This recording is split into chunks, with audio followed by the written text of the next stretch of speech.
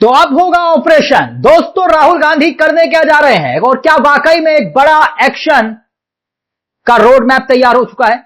पहले ये तस्वीरें देखिए दोस्तों। ये तस्वीरें उत्तराखंड कांग्रेस के नेताओं के साथ एक बैठक की हैं।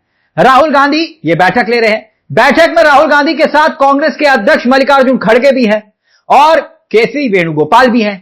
यानी कि कोई बड़ी बैठक है जिसमें कांग्रेस के तमाम विधायक और पूर्व विधायक के साथ साथ बड़े चेहरे मौजूद हैं। उत्तराखंड कांग्रेस के सभी दिग्गज एक साथ एक छत के नीचे दिखाई दे रहे होंगे। खबर थोड़ी सी पुरानी है, मगर इस बैठक के बाद राहुल गांधी के बड़े एक्शन और ऑपरेशन की तैयारी की खबर आ रही है, जिसकी शुरुआत वो उत्तराखंड से ही करने वाले हैं। दरअसल इस ऑपरेशन का नाम है ऑपरेशन क्लीन। दोस्तों, याद कीजिए, राहुल गांधी कांग्रेस में बीजेपी के स्लीपर सेल की बात बोल चुके हैं। यानी कि उत्तराखंड के अंदर भी स्लीपर सेल बीजेपी के कांग्रेस में, मगर इन स्लीपर सेल यानी कि चोला कांग्रेस का और काम बीजेपी का करने वाले नेताओं को अब बाहर निकालने की तैयारी हो चुकी है। और इसी का अंदाजा अब राहुल गांधी उत्तराखंड, इसकी शुरुआत, आगाज जो है वो उत्तराखंड से करने जा रहे हैं। जैसे कि आप जानते हैं कि 2014 से लगातार उत्तराखंड में कांग्रेस पिछड़ती जा रही है, हारती जा रही है। मगर लगता है कि राहुल गांधी को अब पता चल गया है कि उत्तराखंड में कांग्रेस का लंगड़ा घोड़ा कौन सा है। लंगड़ा घोड़ा समझिएगा। और 2027 की रेस में दौड़ने लायक घोड़ा कौन सा है, इसका भी चयन कर लिया है। दोस्तों, जो नहीं जानते उन्हें यह बता दें कि उत्तराखंड वो राज्य है जहां विपक्ष में बैठी कांग्रेस को मित्र विपक्ष का तमगा हासिल है। यानी कांग्रेस के बड़े नेताओं पर सत्ता की गोद में बैठने का आरोप है, यानी कि धामी जी की सरकार की गोद में। अब यही शिकायतें राहुल गांधी तक पहुंच चुकी हैं। अंदर की खबर यह है कि कांग्रेस ने वैसे तो 27 के चुनाव में यह तय कर लिया है कि किसके चेहरे को लेकर आगे बढ़ना है। वो आगे हम बताएंगे आपको वो चेहरा कौन सा हो सकता है, वो कौन सा चेहरा है जिसकी बात हम कर रहे हैं, वो आगे बताएंगे आपको। मगर उससे पहले यह जान लीजिए कि दिल्ली से कांग्रेस की बड़ी बैठक से एक मैसेज निकल कर आया। मैसेज क्या? संकेत यह है कि 2027 की तैयारी को लेकर अब कांग्रेस में बहुत बड़ा बदलाव होने वाला है।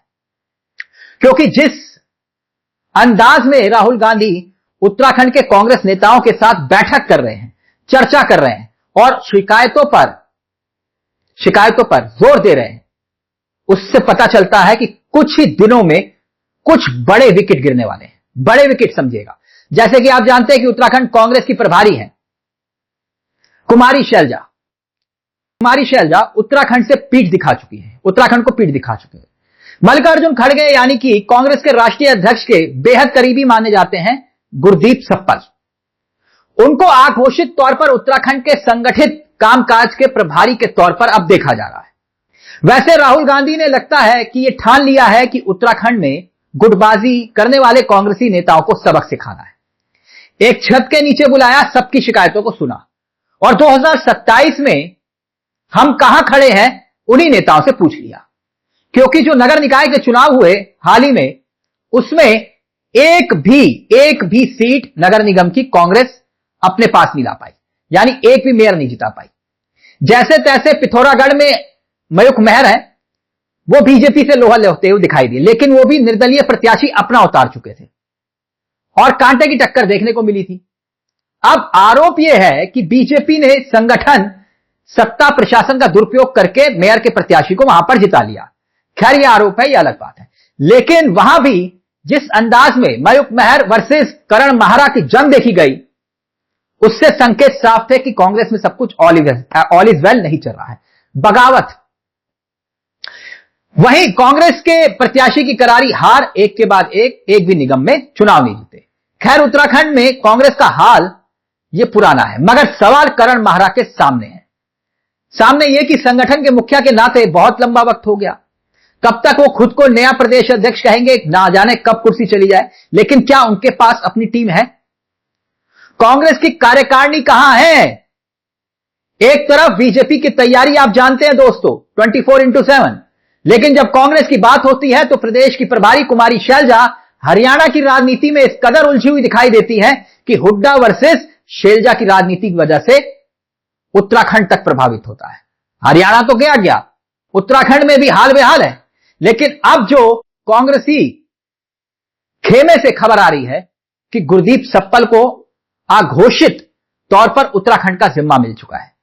कहने वाले तो यह भी दावा कर रहे हैं कि गणेश गोदयाल एक और बड़े चेहरे हैं कांग्रेस के, उनको संगठन की कमान सौंपने की तैयारी है, यानी कि प्रदेश अध्यक्ष का ताज जो है उनके सर पर, क्योंकि 2022 से ठीक पहले, चुनाव से पहले उन्हें प्रदेश अध्यक्ष बनाया गया था, लेकिन चुनाव हारने के बाद सारा ठीकरा गणेश गोदयाल के सर पर फोड़ दिया।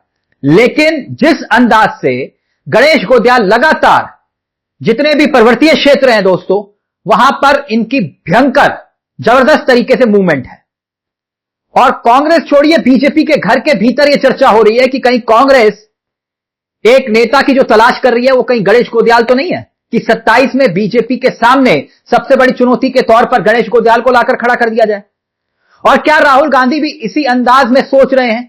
मल्लिकार्जुन खड़गे भी इसी अंदाज में सोच रहे हैं? क्या प्रियंका गांधी भी इसी अंदाज में सोच रही हैं? या फिर एक और भी पेच है, और वो पेच बहुत दिलचस्प है, उसका जिक्र हम करेंगे। लेकिन जिस अंदाज में करण माहरा को अब तक कांग्रेस नेतृत्व बैकअप उनका मिलता रहा है, कांग्रेस नेतृत्व का, उससे साफ है कि उनकी पैठ दिल्ली में बड़े नेताओं से अच्छी है। तभी तो उत्तराखंड के बड़े नेता भले ही उसकी कुर्सी के पीछे पड़ गए हो, करण माहरा की कुर्सी के पीछे, लेकिन वो कामयाब नहीं हो पाए, जो बताता है कि दिल्ली दरबार में माहरा साहब का भी अच्छा जुगाड़ है। इसीलिए वो अभी तक प्रदेश संगठन की कमान संभाले हुए हैं। उत्तराखंड कांग्रेस नेता राहुल गांधी के साथ बैठक करते हैं। कांग्रेस के दूसरे नेताओं के साथ जब दिल्ली में बैठक होती है तो उससे पहले याद कीजिएगा, चंडीगढ़ में हरियाणा के कांग्रेस नेताओं के साथ राहुल गांधी की 3 से 4 घंटे मैराथन बैठक चली थी।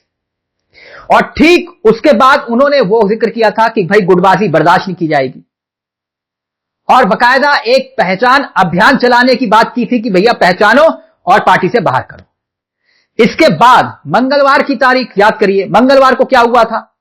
इसी बीते मंगलवार को भोपाल गए थे राहुल गांधी। भोपाल में भी एक्शन में दिखाई दिए, और कमलनाथ उसके बाद और तेजी एक्शन से दिखाई दिए।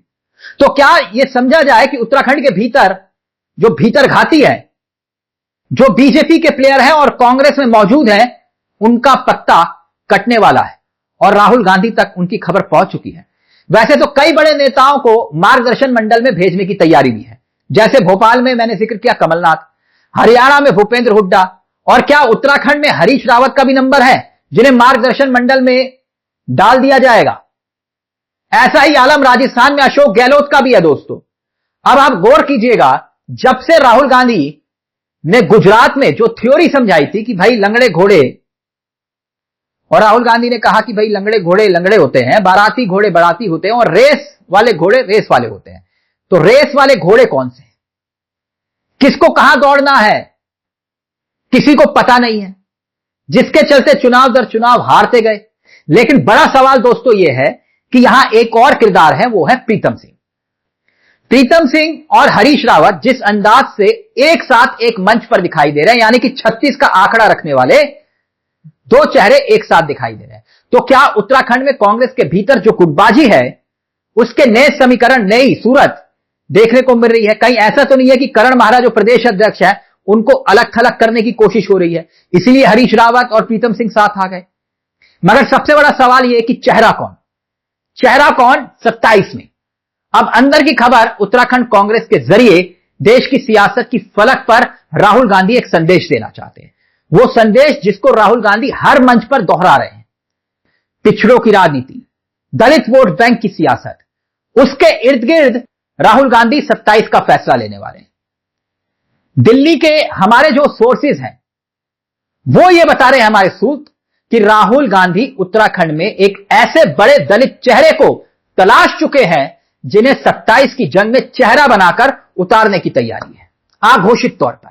और वो चेहरा जानते हैं कौन? कहीं यशपाल आर्य तो नहीं, जो इस वक्त नेता प्रतिपक्ष हैं? सवाल कहीं है दोस्तों सियासी गलियारों में, लेकिन उन सवालों का जवाब अब धीरे धीरे आना शुरू होगा। यानी शुरुआत होगी उत्तराखंड से, और इसकी तपिश पूरे देश में महसूस होगी, क्योंकि नंबर भीतर घातियों का उत्तराखंड के बाद राजस्थान, गुजरात, मध्य प्रदेश और इसके साथ साथ छत्तीसगढ़ में भी कई विकेट गिरने वाले हैं। फिलहाल मुझे तिलक चावला को दीजिए इजाजत। इस खबर को लेकर आपकी क्या राय है दोस्तों, कमेंट बॉक्स में हमें जरूर बताइएगा। नमस्कार, जय हिंद, जय भारत।